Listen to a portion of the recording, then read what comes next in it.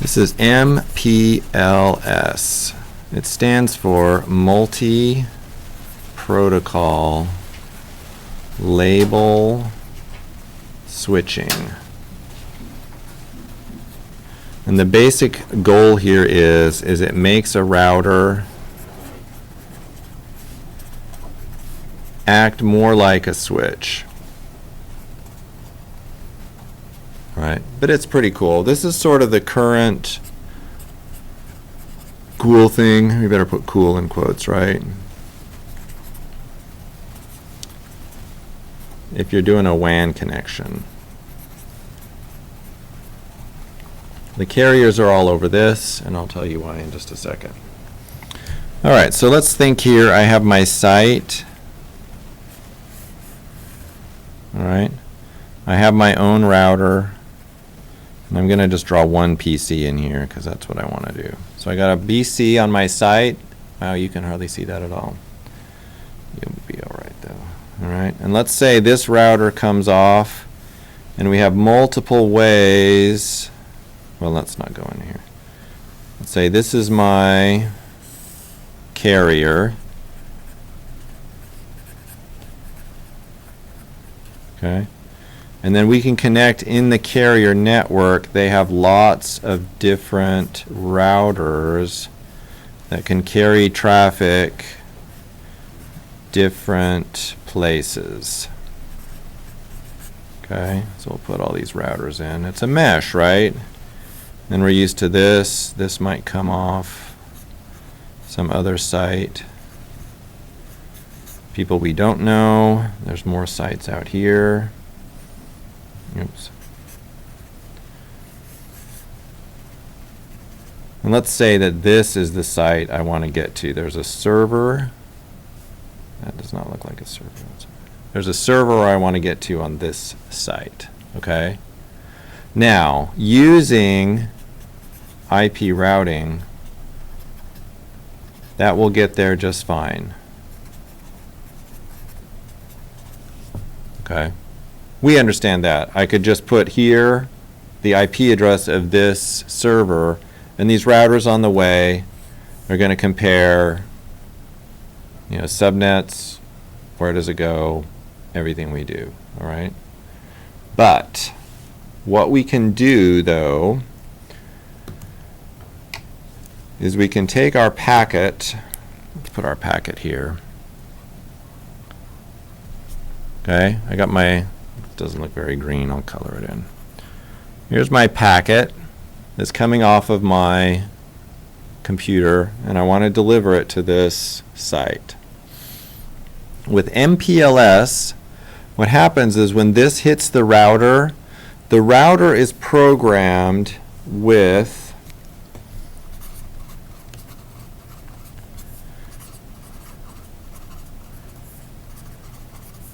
we'll just call it, they're programmed to recognize, whoa, that scared me to death. Recognize labels, man, give me a heart attack. They're programmed to recognize labels along the way, okay? What will happen here is this router, when it gets this first packet,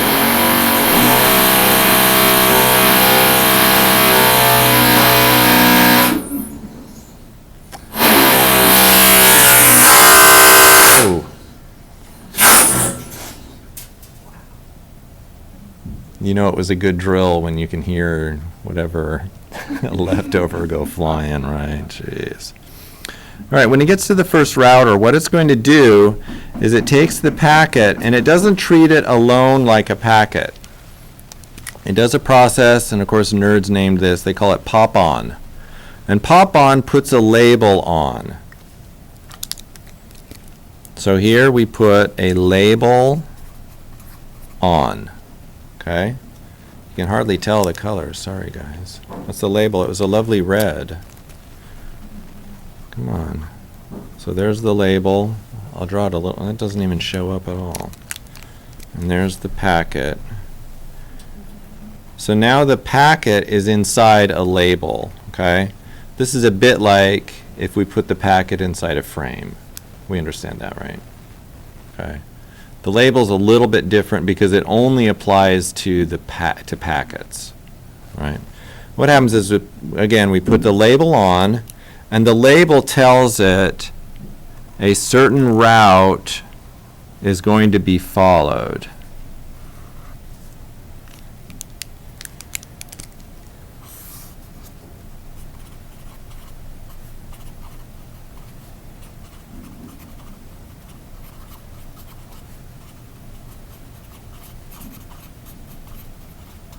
Okay?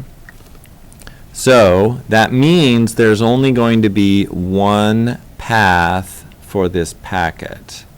Okay?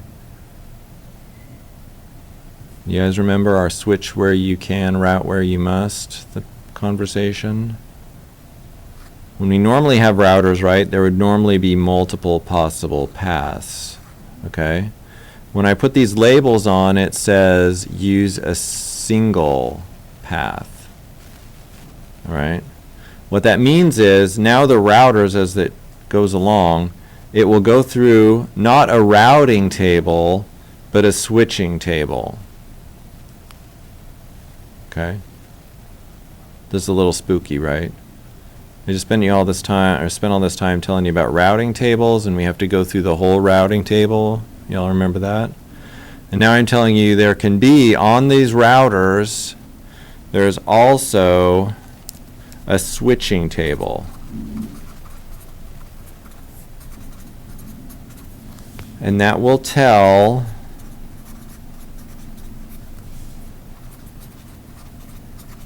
the router where to send the labeled packet. Okay? So that's the general idea. Remember, it's label switching, so we put the label on it. The multi-protocol we don't worry about too much. People pretty much just only run IP with it. Okay? So there's our idea of MPLS. Now,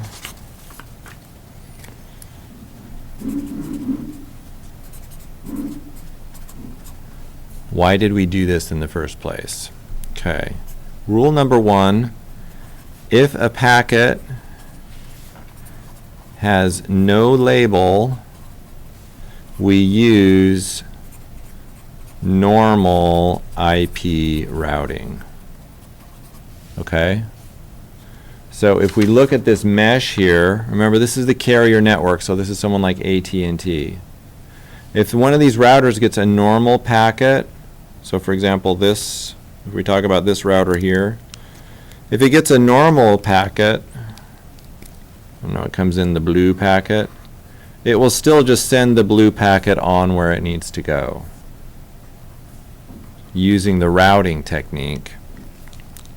When our fancy labeled packet comes in, oops, I drew it wrong, sorry. The router looks at the label and decides where it goes using the labeling table. Okay?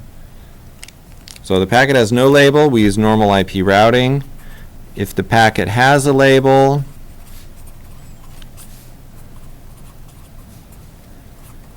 we use the label switching table. Okay? Now the label has one more thing in it. Label tells the route and it gives a priority. Okay? So with a priority on the label, now when the router gets this packet coming in, if it's a high priority packet, it will forward that packet first. Okay?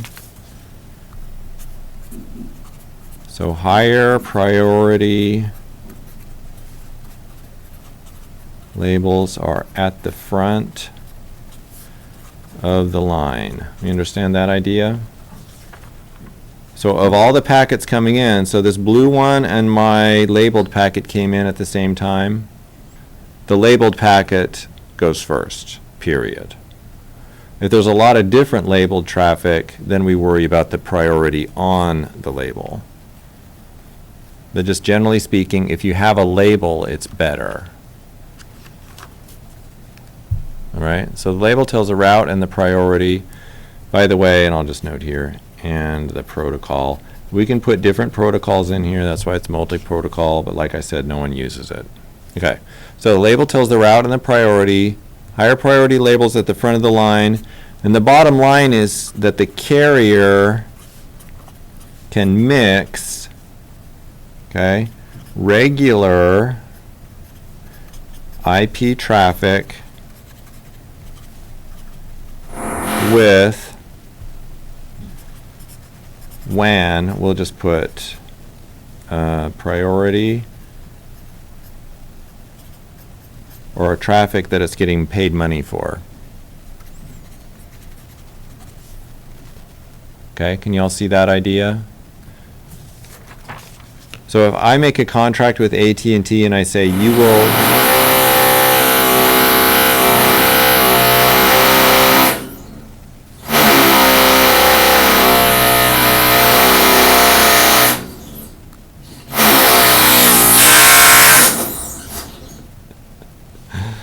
this is not going to work, is it? So I made a contract with AT&T and I said, hey, I want you to carry my traffic from site A to site B. So we go to site A, site B, okay? They will give me quality of service. You all remember that? So they'll give me quality of service guarantees, transmission speeds. Usually on an IP network, it's hard to guarantee jitter and latency. But with MPLS, they can start to, okay? By giving, again, my labeled traffic is going to have a priority over sort of the slums that everyone else is, all the dirty traffic, all those other people. So you're saying carriers can mix in ones that aren't labeled and ones that are labeled. Right. And then the labeled ones always go first. Right. So we'll just note that. The labeled traffic is first priority, because this is what they're getting paid for. Okay. Now, it shouldn't surprise us to hear that all the carriers do this, right? This is a pretty common thing nowadays. And I've been posting on the Facebook site about like Netflix arguing with various carriers, Verizon and whoever. Okay.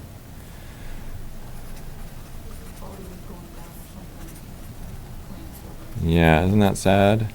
So ordinary traffic quality, the more people get their traffic labeled, the more the ordinary, we'll put in ordinary, is going down, okay? There's a rule they tried to pass a little while ago that your ISP couldn't discriminate based on like what kind of traffic it was, because they're worried about like Comcast blocking Netflix or Cox blocking Netflix, okay?